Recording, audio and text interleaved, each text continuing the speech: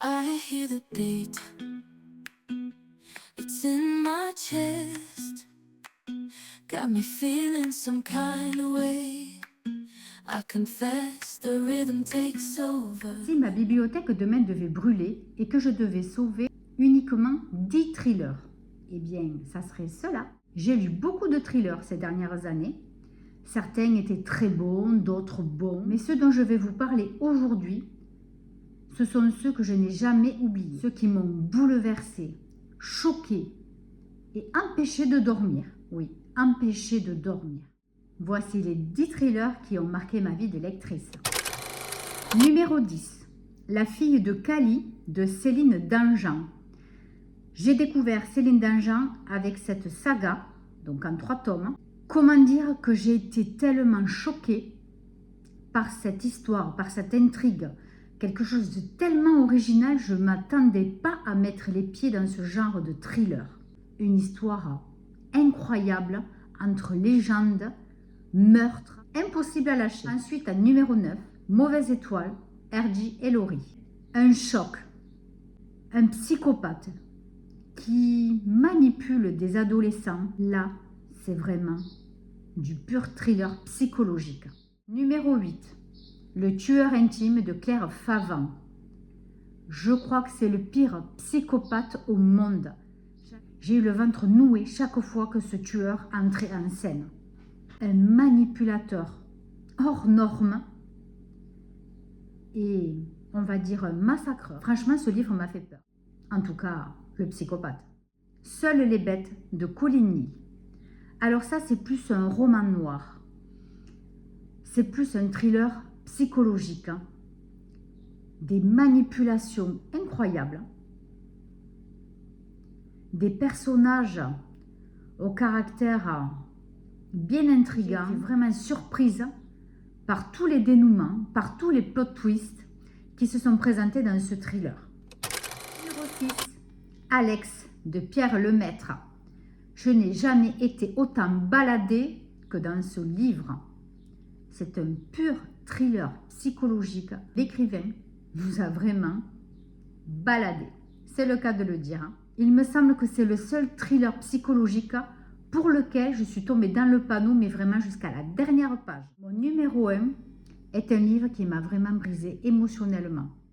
Ensuite, on passe au numéro 5, À couper le souffle, Alexis Lepsker. C'est un des thrillers les plus angoissants, les plus oppressants, les plus agoraphobes, les plus claustrophobes que j'ai jamais lus de ma vie. Numéro 4, Et ensuite le silence de Rose Mallet. C'est un des livres, thriller, roman noir, des plus imprévisibles que j'ai lus. Jamais je n'aurais imaginé une telle histoire. Surprenant, choquant, étonnant, fabuleux. Numéro 3, Des nœuds d'acier de Sandrine Colette. C'est le livre le plus oppressant que j'ai lu. Sandrine Colette a réussi, avec très peu d'éléments, puisqu'il s'agit d'une séquestration, à créer une tension extrême dans ce petit livre. Numéro 2, Le purgatoire des innocents de Karine Guébel. Je n'ai jamais ressenti une telle obligation d'arrêter de lire. Je n'en pouvais plus émotionnellement, tellement que je ressentais des choses mais tellement fortes, tellement de souffrance, tellement d'impuissance. J'avais vraiment envie d'aider les personnages, de rentrer dans ce livre.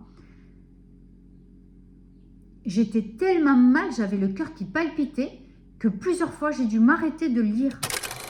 Et puis mon numéro 1, Meurtre pour rédemption de Karine Guébel, le combat d'une femme perdue d'avance dans un milieu carcéral où aucune loi n'est valable. Peu de livres m'ont bouleversé autant émotionnellement que celui-ci. J'y pense encore, j'y pense vraiment encore. Impuissance, souffrance, addiction, méchanceté. Quel est le thriller qui aurait sa place dans votre top 10? N'hésitez pas, répondez-moi en commentaire. Donc j'espère que cette petite vidéo vous aura plu, vous aura donné des idées de lecture.